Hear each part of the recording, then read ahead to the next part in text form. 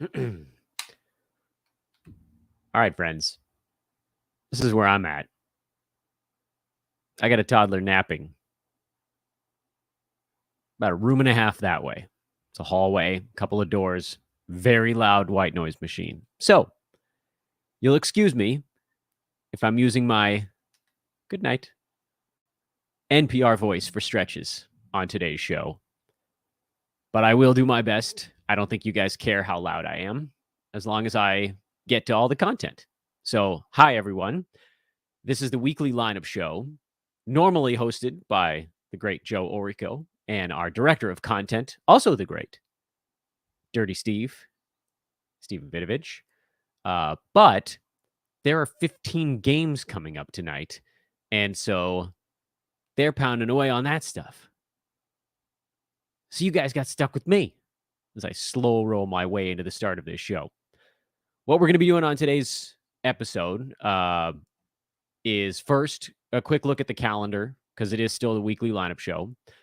A quick look at the injury board, and then I'll just get to as many questions as humanly possible. We're going to be done by about 2:50, I think, at the latest. Games start at 4 tonight, Pacific time. Sorry, that should have been... You guys probably could do the math on that. And the games start every 15 minutes from that point through, 14 additional 15-minute increments after that. Questions are rolling in. That's awesome. Keep them coming. Again, I'm going to start at the top. I'll just try to do as many as I can after a quick look at the calendar, which thankfully is super lame this week. And I say that in the nicest term possible, because 20 teams have a 4-game week and 10 teams have a 3-game week. The only thing that brings into play for weekly lineups is that the 10 teams with a 3-game week, which I'll get the list in front of me here. The Bulls, so Chicago, Golden State, Houston, Indiana, Clippers, Heat, Bucks, Magic, Suns, Spurs.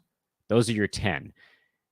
It does then make a 3-game week a larger disadvantage than in a normal week, where it's tend to be split kind of 50-50. You figure everybody's going to be fairly even on that front. You could run into an opponent that has almost all 4-game weeks, and you could have a team where you're looking at more threes, like if you have a couple of Warriors, for instance, or if you have a couple of Bucks, something along that line. There isn't a whole lot you're going to do about that in a given week.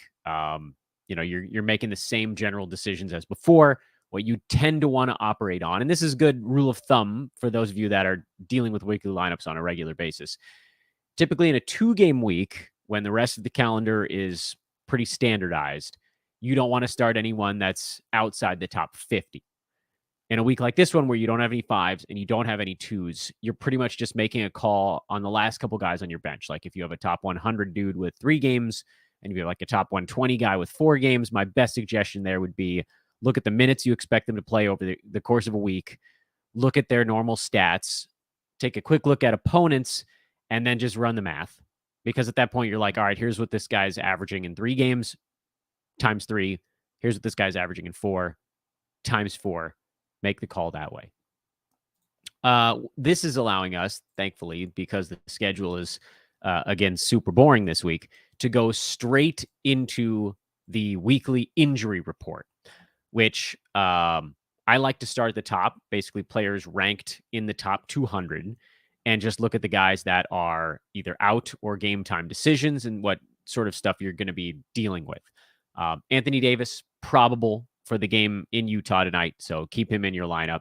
James Harden, he's out for a little while longer. Kyrie out for a little while longer. Good news of the day, Damian Lillard is expected to play in Miami.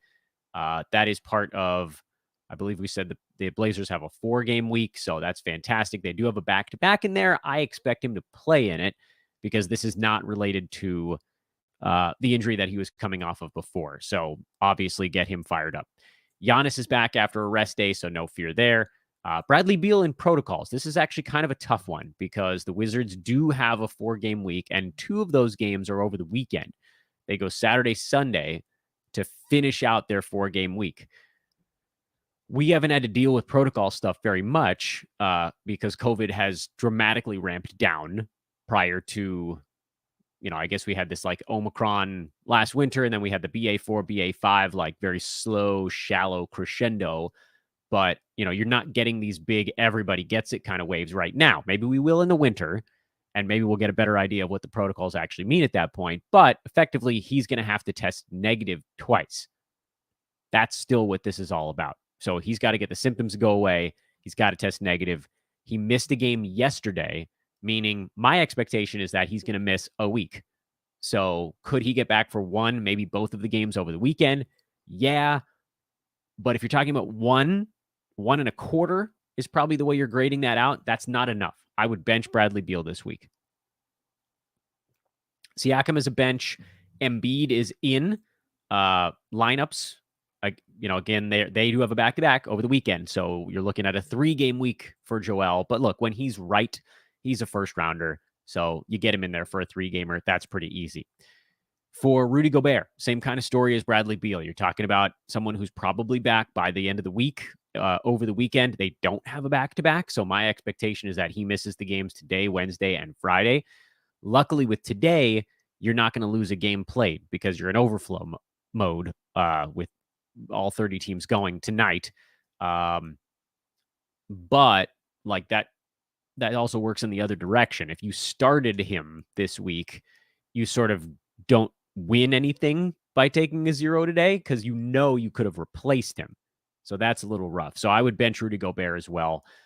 Again, we'll get a little more data on how the COVID stuff is going to work this year, but I think right now we can safely assume guys that get put into protocols miss about a week unless they have it like really bad symptoms or, if crap lingers a little bit. But 7 to 10 days tends to be the marker for how long it takes rapid tests to dissipate for it to stop testing positive. And he missed a game on Saturday. So back by the weekend gives him a 1-game week. That's not enough, especially with as poorly as he's played. I don't want to say poorly, like he's been fine, but as low on the board as he's been with his new team. Tyler Hero is questionable. This is actually kind of a tough one. And perhaps, if you're in a daily league, you could get him in and out before the games start. If you're in a weekly league, they play kind of in the middle of the board tonight. It's a 5:30 Pacific time start. So that would be 4, 4:15, 4:30, 4:45, 5, 5:15, 5:30. That's the 7th game of the night. There is a chance we get his status before 4 o'clock Pacific time. And that would obviously make this decision a whole heck of a lot easier. If we don't get that decision before then, you probably have to bench him, which sucks because this is a guy who's ranked in the 50s right now. He's having a terrific season. He's doing all the things. He's a starter, so his usage is up even over last year. The problem, of course, is that if he doesn't play today, it's a 2-game week.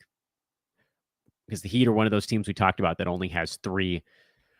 The fact that he's questionable for today makes me think you almost definitely do get 2 games out of him, but he is also sitting right on that borderline because a 2-gamer really only works for guys that are inside the top 50, and typically you want to shoot for more top 40 in that respect. So I would probably take him out. I know that could end up burning us, and just hope that we get some data on him before you got to set your lineups tonight. I see questions still flowing. Don't worry, I'll get to them. Trae Young, I'm starting him this week. It's a 4-gamer. Even if he misses 1, I assume he'll play in the other 3. LeBron, that's actually kind of a tough one. It's a 4-gamer, but he hasn't looked right. I do think there's a chance that he's skipping this one. They're saying left foot soreness. It's also an altitude back-to-back. And I know the Lakers feel like they need to push right now, but also they've got no shot if LeBron is cooked. So they're going to try to uncook him, and you start him anyway. I assume he's playing in the other 3 games this week. Zach LaVine, no back-to-backs this week because today is the second half of one, and he sat out the front end. So this should be a full 3 games for him. So you can put LaVine in your lineup. Dennis Smith Jr., he's a game time decision for tonight in a 4-game week. LaMelo Ball is doubtful. This is actually a really hard call because he was, even the first 2 games of the year, he was actually still decent enough, even with Terry Rozier around. If you're dropping Dennis Smith Jr. into your lineup, you're doing so under the assumption that even if he does play in all 4 games, he's more like a top 110, like 90 to 110 range guy, as opposed to the sort of 60 range guy he was when Rozier was out. So grade him out like that. Grade him out as a top 100-ish 4-game week. And then you compare that to whatever other options you might have. Anthony Simons, upgraded to questionable. I love when guys get upgraded. That often means they're going to go. I would probably start him. You're looking at a 3-gamer, even if he doesn't play today. And when they get upgraded like that, even if they don't go in that one, they tend to go in the next one. So Simons, I feel, is okay to go. Jared Vanderbilt is questionable for tonight. Sorry, I briefly thought he was back on Minnesota. That's obviously need to get a little bit more sleep over here. That's a 4-game week for Utah. There's a possibility that with the back-to-back, they were kind of making sure that he didn't have to go in both. Utah has looked really, really good. This is also the second half of an altitude back-to-back. Utah played later last night against the Clippers in LA. They're going to need someone with a little bit of energy. I hope he's in there. 3-game week, I think he probably gets in 3, which puts him kind of right on the borderline, but I would lean towards yes if that's your best option. If you have someone who's a 4-gamer, that's a safe 4-gamer, that's like a top 115 kind of guy, I might start that dude over Vanderbilt, just again because the 4 games is a big deal this week because there are only 10 teams with 3 games. Lonnie Walker is out, so bench him. That should be a pretty easy call there. He hasn't been that outstanding anyway, mid-80s kind of guy. So if there's any question mark for someone, once you get past like 75, you should go another direction. Mitchell Robinson, go another direction. I think he's supposed to be out the whole week anyway. Josh Hart is probable, so that you can get him in there. Kevin Porter Jr., questionable with an illness. Don't do it. It's only a 3-game week, and he's fallen out of the top 100 anyway. Kawhi Leonard, obviously not. You're not starting him. They have no idea when he's coming back, and it's a real pain in the butt. Let's see. What else? How far do we need to go? Cole Anthony, no. Zach Collins, no. Andre Drummond, no. Justice Winslow. These guys aren't good enough to need to be in your lineup anyway. Gordon Hayward is probably like the only guy left that you should consider, and he's already been ruled out, so he's a no as well. Okay, that's all the injured stuff. We can pivot over to the chat room now, and so far so good on whether or not the little guy is waking up. What I am going to do here is send out a quick tweet to remind everybody that we are actively on. Yeah, that's good enough. And also, anybody that has found this thing by accident, please do click the like button at the bottom. Subscribe to our YouTube page. We've got a lot of really cool free live shows. This one right now that you're watching is typically a premium show. It's a weekly lineup show where Steven and Joe go through the board. They look at the schedule like we did at the outset here. If there's any advantages for 5 gamers versus 3 or 2 game type of weeks, we look at the injury report. If you're trying to make those weekly calls that are really tough, guys that may or may not play, you're grading out, and you're trying to come up with how many games you think they're going to play. And the importance there is you can think of fractions of games actually as part of it. Like, I forget which player we were talking about that Beal might be back over the weekend, but what are the odds that he's in both? Relatively low. So instead of saying 1 game, you say like 1.25. That's what you think you might be getting out of a guy like that. So typically, again, this is a premium show. This week it's free because Monday it's a special. Call it an election day special. Tomorrow, make sure everybody's out there and voting. But for now, hit the like button, subscribe to the Sports Ethos YouTube page. And I just got an alert that I forgot to sign my child out of preschool today. So obviously I'm doing really well. Let's pivot over to the chat room because we've got like 20, 25 minutes. Whatever we get in there, we'll try to get a lot of questions, and I'm sure they're going to keep coming while I'm answering. So cheers. I'll do my best. Throw them up on the board. All right, let's see what do we got here. Who do you like most on the wire? 8-Cat Roto, Trey Murphy, KCP, Kevin Love, Grant Williams, or Royce O'Neal. Lots of really good options here. All of them profile better in 9 category than 8. I'm going to go Royce O'Neal. I really like his fit in Brooklyn. It doesn't seem like anybody's coming for his minutes. The other player I was debating against was KCP here. It's a similar fit, similar style, really. I think you'll get more three-pointers, probably more steals out of KCP. You probably get more blocks, a few more rebounds out of Royce. But again, they're both the 3-and-D type. They fit on almost every roster. I like Grant Williams as a top 100 guy. I like Kevin Love as a top 100 guy. I think Trey Murphy starts to taper off a little bit. I know he had that big ball game even when everybody came back, but now Herb Jones played better. They're just it's not enough. Not enough to be there every single game. Now, if the Pelicans shift what they're doing and try to spread the floor a little bit more, because they are taking everything in the paint and there's just no spacing of any kind, then I reserve the right to rethink that. But right now, it's either KCP or Royce O'Neal, and I'm leaning Royce. Hi, Lord. That was me. I typed that one. Is Cam Johnson a drop? Well, we don't have his actual timeline yet. We know that it's a meniscus injury, and those can go two different ways. If it requires a full repair, that's like a half season worth. That's the JJJ thing that we thought he was going to. Don't draft injured players to start the year. That folks thought would have him back in like 3 months, and then it took him 6. Now, we don't know how fast of a healer Cam Johnson is, but if he chooses that route and he's out for half the season, yeah, he's a drop. However, if he chooses the it's weird, like the to cut it, the quick surgical option sounds more frightening. Oh, repair, that sounds lovely. Or like destroy. Like if they just choose to like detach the meniscus, the rehab on that is only like 4 to 5 weeks. And then maybe they would ultimately do the other stuff in the off season. So let's wait until we find out what direction they go procedurally. And then we'll have a call on that. Because if it's 4 weeks, I think I'm holding it. Cam was looking like he could have been, a 65 to 75 range guy this year. And that's worth hanging on to for about that long, about a month. Now, if you don't have an injured spot and you're taking zeros, that changes the calculus a little bit. You have to be a bit more cutthroat. Do I take Joel Embiid for Cat and Franz Wagner? Cat's had a couple better ball games, and obviously some of that was because Gobert was out in the last one. But also, we always knew that Cat wasn't going to. We knew his blocks were going to take a hit, but we also knew they weren't going to go down to like 0.3 or whatever they were at. He's a second rounder right now. As Embiid gets healthy and right, he's a first rounder. I don't see Joel falling off of that board.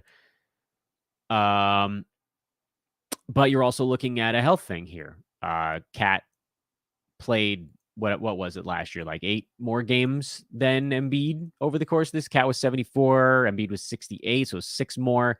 So it kind of brought them together.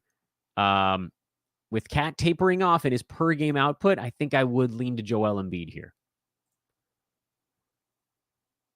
Ooh, tough start. I'm 0-3 in a 10-team points league. You don't want to hold on to Middleton much longer. I have an offer on the table that will give me Levine and Brook Lopez for Middleton and Suggs. Yeah, go ahead. Middleton's not going to be that much better than Levine anyway. And I love Brolo.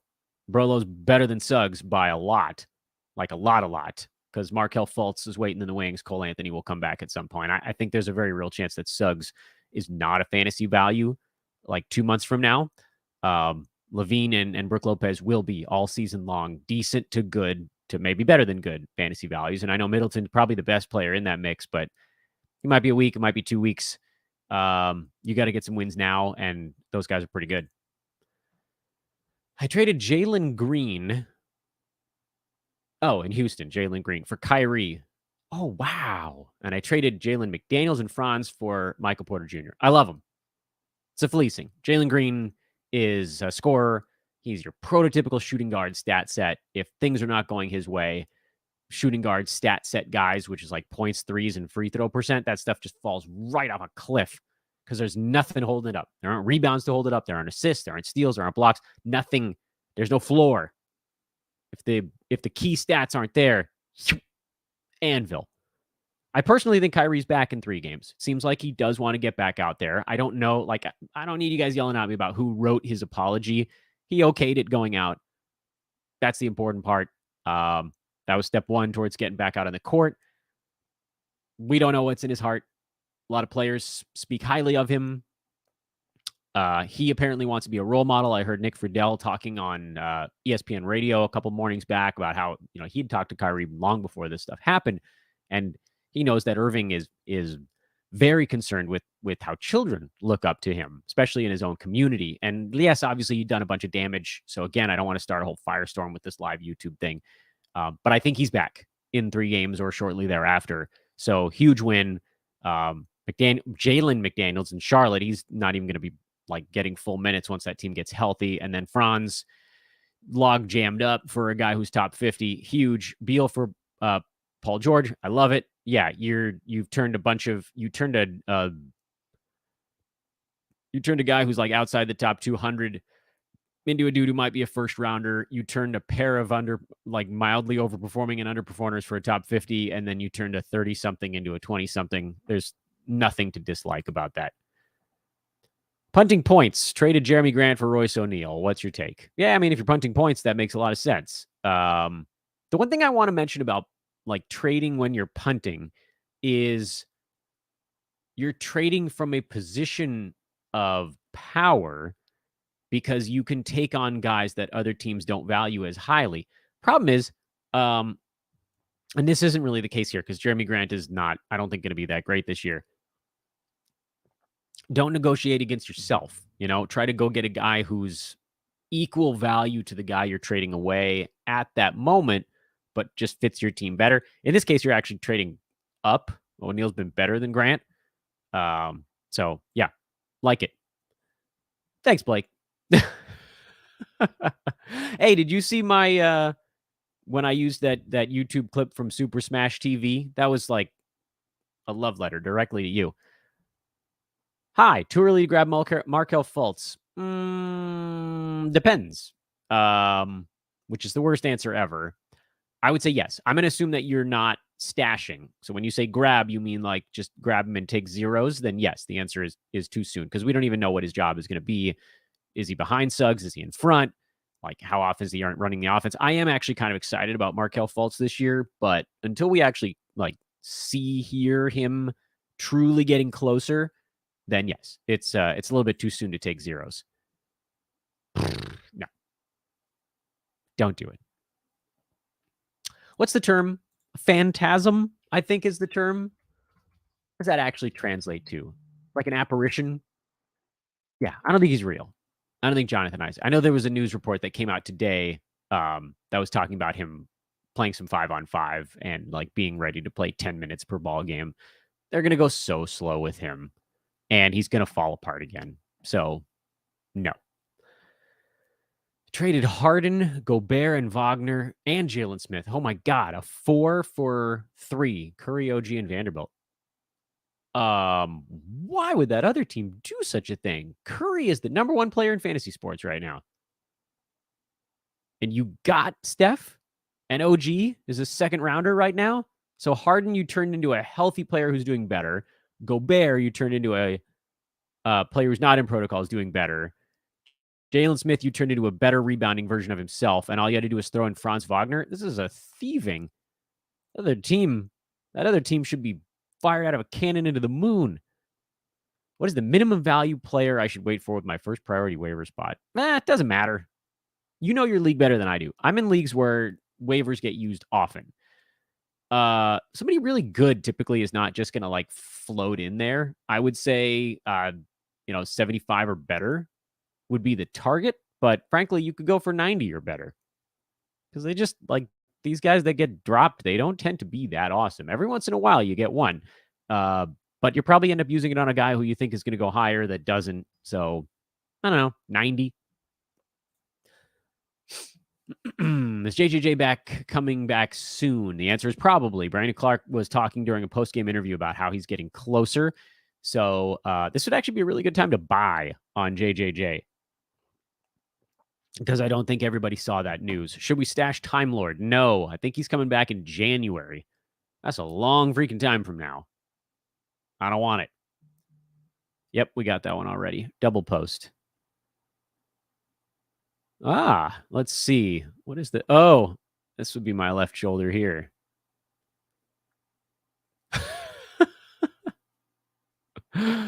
Oh, God, Matt, I love it. I'm not going to sing it, but Paisley. Maybe I will a little. Not Fournier. Well, maybe. Matt, you're a genius. You're a genius. Yeah, agreed. Jaden McDaniels worth dropping for Jabari Smith. No. This is a draft board from COVID year, 2020. The fine folks, it's off camera on this side. It says it right there. FJ Fantasy is the name of the company. They do these big boards. So, like, if you have draft parties, they're actually a really cool company for it because they'll make the giant board. They make stickers. I still have a folder of random player stickers just sitting in the corner over here 2 years later. And we did a My Usual Industry mock draft, preseason industry mock, live on YouTube because no one could be together. And it seemed like that was a fun way to do it. And then the FJ Fantasy guys were there and they were popping stickers up on the board. And then I asked, they're out in Cleveland, I think, what are you guys doing with that thing? And I paid for shipping and handling. And now it's my backdrop. I have a giant green cloth to throw over it for a green screen, but I recently learned that my computer sucks and can't do green screening. So until then, you guys are stuck with this 2020 board. You can see some of the industry names you recognize. There's Adam Stock, Joel, is that Mike? I'm trying to see it on the screen. Jovan, Boggs, Kyle, Josh, Eric.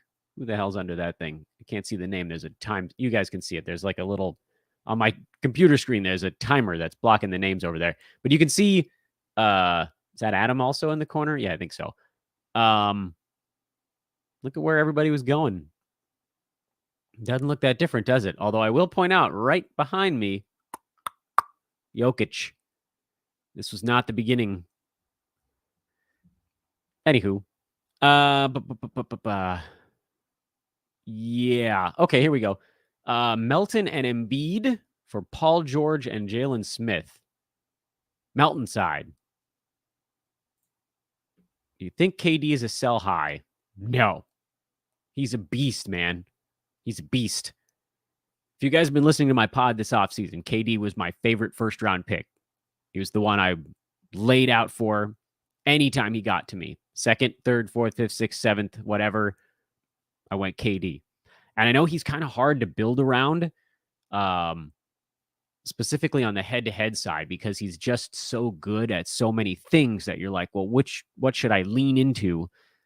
But Roto, he's killer. You need to cover rebounds with him and some assists, like throw in a Draymond at some point down the line. No, he's not a sell high. I think KD has a very real shot to be the number one player in fantasy when this season's over, particularly when you consider whether or not Kyrie might actually play in all these ball games. And also, when you look at the top of the board right now, the guys in front of KD, all of them, you're looking at things that are probably coming down. Luka's 2 steals and 53% shooting coming down. Jason Tatum's 2.3 combined defensive stats probably coming down. 50% shooting probably coming down. Shea, 54% shooting, 97% at the free throw line. I would argue Steph Curry might be the only guy in front of KD whose numbers could very well stick all season long. And then with Durant, you're like, all right, well, maybe the 2 blocks doesn't hold, but then also probably the rebounds are a little bit higher. So there's like a counterweight thing going on here. I could see. No, I'm not selling high. I'm riding it out. I love him. Should I send out Kawhi Leonard for Mikal Bridges if my bench is full of injured guys? Yeah, I think you probably could. I think there's an argument to be made that, like, if you can sell Kawhi for someone who's a clear top 50, you do it. And Mikal Bridges right now is 31. And will probably play in like 80 out of 82 games. So yes, I would do that one. I'm a little surprised that you could get something that good for him right now. I feel like most teams might be willing to part with like a 60 range dude. 30 feels like asking a lot.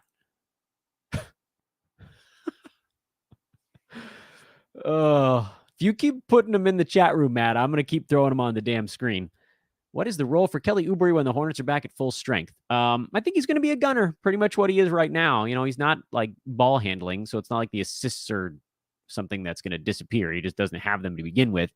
Steals, threes, and points. Pretty much the same. And his looks might even be better. So this is who he is. Kyrie and Gobert or Harden and Claxton? Ooh. Well, let's see. Harden's injured. Claxton is now basically even with Gobert after a few good ball games. Kyrie is a confused mess. This question really, to me, comes down to whether or not you think Harden or Kyrie plays more games the rest of the way. And if either of them, if it's a big gap between the two, like if you think Kyrie plays 55 and Harden plays 68 the rest of the way, then you go that way. If you think it flips, you go the other way. If you think Harden and Kyrie are relatively close in games played, you probably go Kyrie and Gobert. And, you know, if you think Kyrie's back at the end of this week, you get like a 2 to 3 week head start on Harden. So probably the Kyrie side, believe it or not. Ugh. I know. But they're ranked almost exactly the same in 9-cat right now. Start Bobby Clay or Marcus Morris. Is that Bobby Portis? Probably. I'm assuming that's Bobby Portis. So this is a true weekly lineup question. Clay's a 3-gamer. Marcus Morris, did we say the Clippers were 3 or did we say the Clippers were 4? Clippers are 3. Milwaukee's 3. So they're all 3-gamers this week. I think I'd go Portis. He's been really good lately. I know Clay's been coming on, and Marcus Morris is ranked about a round and a half ahead. But I also think Marcus Morris is due for a terrible shooting game. Give me Robert. Give me old punchers. Yep, this one we've seen before. We got you, Epic. Your trade came through. Okay. Claxton for Jalen Green. Stick with Claxton. Jalen Green was dramatically overdrafted this year. Poole or Suggs? Poole. Horford and Jalen Smith. Yeah, I mean, it depends on the drop on your team, but yes, because at some point, Jalen Smith is going to just have that power forward job, and Carlisle's not going to yank him around quite as much. I prefer Horford. If you had to pick one or the other, I'd go Big Al. By the way, if you're here, I have back spasms, so there's actually a heating pad on a folding chair. Oh, yeah, I'm toughing it out, man. He's a half-week stream. Shalom. Yes. Jabari Smith drop. Should I drop Will Barton to pick him up? Hell yes. Do it this second. Stop the show. Do it. Will Barton's terrible. Oh, okay. All right, that makes sense. He's at his basement right now. He actually has a really good fantasy stat set. He's going to be a low field goal percent power forward who can hit threes, get some rebounds, block shots, get some steals, and he's learning the league, and he's shooting 30% while he's doing it. This is a buy low opportunity. If somebody drops him, this is absolutely a pickup. Yes, I think Jabari Smith moves inside the top 100 at some point this year. And, you know, from the Roto standpoint, you squat on him until he's there. For head-to-head, you just use him until he gets there, and then you ride it out. Cam drop only one small forward. Pat Will, waiver wire, Winslow, or Eason Duran. Oh, my goodness. This is a difficult question to decipher. I'm assuming you're asking me if you're dropping Cam Johnson, you need to add a small forward. It would be Patrick Williams, I think. Boop. If I'm getting that right. I did just a few minutes ago. Perhaps I think you may have sent that before. Yeah, before I got to it. Epic, you got an internet problem, my man. Sit heart or smart? I feel like I'm gonna do poetry here. It's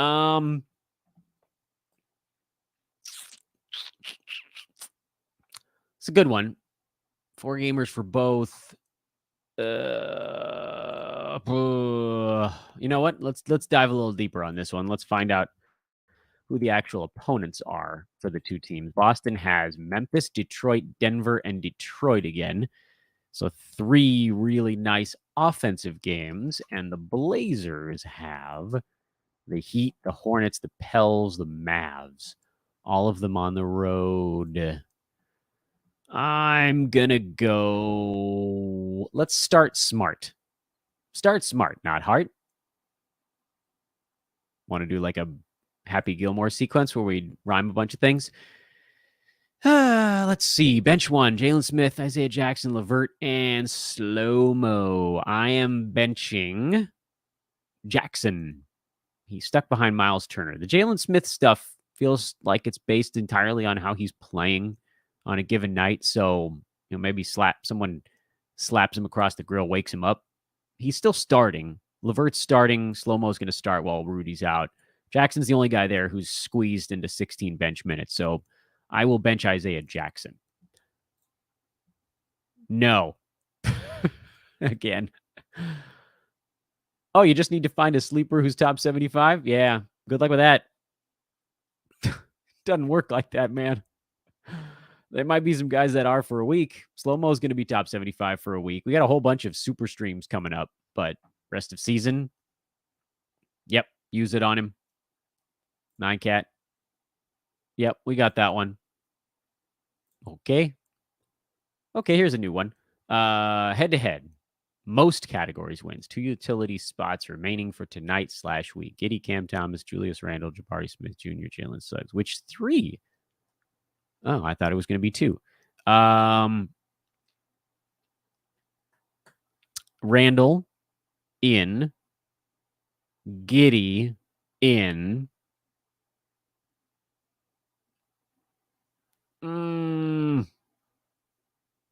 Suggs in. There you go. Nope, we got you already. Oh boy, I'm trying to catch up here. Yes, do it. Sounds like he's within a couple of weeks now. Thanksgiving. I guess like it's hard for me to just say do it outright, but I think you should probably do it. I think he's back.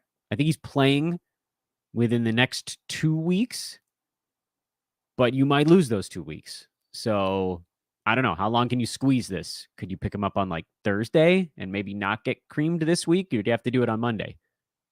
Try to wait till closer to the end of the week. D'Lo or Marcus Smart, ESPN Points League. Let's go D'Angelo. Lowry and PJ Washington for Alperen Şengün.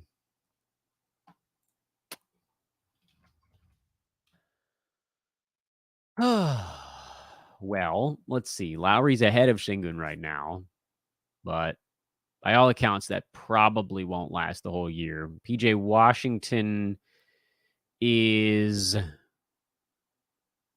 in a good ball game. Didn't he move up the board? Where is PJ now? 119. I mean, he's like meh.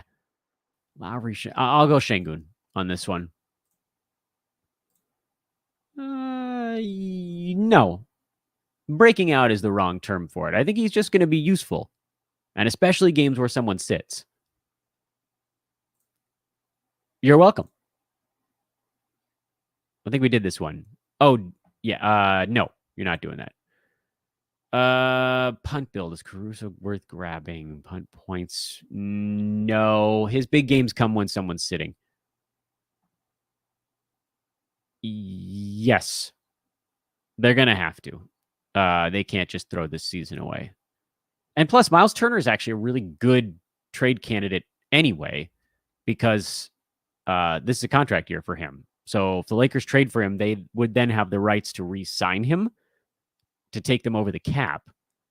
There's a couple reasons. Now with Buddy Hield, there's more time on it. Yes, that's like problematic. But if they like him, then Yeah, and Miles would be an amazing fit. Miles and AD next to each other, no one will get a shot off near the rim for a decade. So hang on to your Pacers stuff. Things will improve. The question is, how bad does it have to get for the Lakers? And I think we're starting to inch up on, especially with LeBron looking not like himself. Ooh, DeRozan for Porzingis. That's a really good question. DeMar's number 27. Porzingis is right behind him. They're basically neck and neck. I'll go DeMar in a vacuum because I think he plays about 6 to 8 more games than KP. And that probably is a bigger deal. I don't know if you're if this is head-to-head or roto. If it's head-to-head, you almost definitely have to go with the guy who plays more games. If this is roto, I might lean back towards Porzingis, especially because you're talking about his team, his build, your build, and the fit. Thank you, Brooks. Appreciate you, because I am not watching Twitter while I'm doing this show. I'm frantically trying to scroll through. Oh, yeah, and actually that happened a few minutes ago. Ooh, we're running up on the end of this thing, so let's see how many we can get through. I'll go lightning round. Okay, so he's out. That's a 2-game week max for Hero, so I think you bench him for the week. Jamal Murray for Ben Simmons. Ugh, no, I don't like Ben Simmons, even in a points format. Are you worried about Kelly Olynyk's foul trouble? Yeah, I mean, it's been weird so far this year. I think he'll go in and out of stretches where he's collecting fouls like they're going out of style. So I'm not like deeply concerned with it. It's been annoying because it's keeping his minutes down. But if you look at it on the other side, and like if he goes 2 weeks without foul trouble, then he's a top 90 guy right now while playing 27 minutes per game. If suddenly he has 2 straight weeks of playing 31 minutes a night, then he jumps to 75 or 70. So try to look at it. Always look on the bright side. Yep, we got to that one. Is Harrison Barnes worth a hold? No. Yeah, I agree. Beasting might be a bit stronger than the term I would use, but yeah, starting in like January or so, he'll start to get a lot better. Fultz, Jonathan Isaac, Dennis Schroeder. Fultz. Markelle Fultz. Schroeder, I think, like he's going to be a good fit, but his fantasy game is weird. And then Jonathan Isaac is, what's up, Beans? Don't worry, man. I'm going. These spasms were way worse on Saturday. I slept on the couch for a few days last week because our little one had hand, foot, and mouth disease. So like each kid was just screaming in the middle of the night that the other one was waking them up. So we had to divide and conquer. And after a few nights on the couch, everything just... That is okay, but I'm not answering them randomly. I'm going down the board here. Maybe it's in a different order on your guys' screen, but I'm looking at it through StreamYard, and this is the order they came in. Garland. Ooh. Yes, I'll go Clay.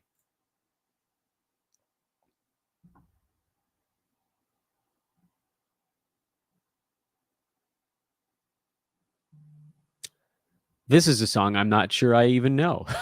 Tune of Andrew WK. Yeah, I'm gonna have to. Someone's gonna have to walk me through that one. Matt, hit me with a link of the song. Maybe I'm not getting it. Well, Blake got it, so now I feel dumb. Let's see here. I don't play in a roster. Rest of season. Trey Jones. McHale by a billion. Anthony Edwards, top 50. Nope. Even good Dennis Schroeder is like top 115. Pat Williams. Suggs will have a good run here until the other point guards come back. Oh, I forget what this question was. Sorry. Desmond Bane. Yeah, I don't think I can do that live on air. Sorry, buddy. Let's see. We just did that one. That was Fultz. This is StreamYard. And no, hang on. And you're welcome. 2:56 p.m. here on the Pacific Coast. We got through all of the questions. That was good, guys. That was good. Appreciate you hitting me with all of them. Next week, again, this goes back to being a premium-only show. And so this is where I tell you guys, one, like the show. Please subscribe to the YouTube page so when we do these free ones, you can get alerted on them. But also, check out the Fantasy Pass, guys. Then you can get these shows all the time. We have 2 live video shows every week. We got a pro Q&A that's running 24/7 in our forums to take advantage of for you premium subs. And right now, if you use the promo code BOGO at checkout, you can get any of our premium memberships at SportsEthos for a buy one, get one. So you'd get 2 months for the price of one. And I think the heating pad just turned off because all of a sudden I can feel my back creaking. I got to turn. Here, we'll do the rest of this podcast sideways. This is me doing my cool guy sitting style. But no, it's actually just because my back is 800 years old. Okay, good luck, everybody. Let's enjoy this insane night. Like and subscribe. You guys know the drill. I'm Dan Besbris, and let me take that off there so you can find me. If there's anybody new here, please do find me on Twitter at Dan Besbris. I can tell you more about everything that's going on. We do a crap ton on social media. Anybody in this chat room will tell you that. Enjoy the 15 gamer, and then the respite tomorrow. This weekly lineup show. So loud.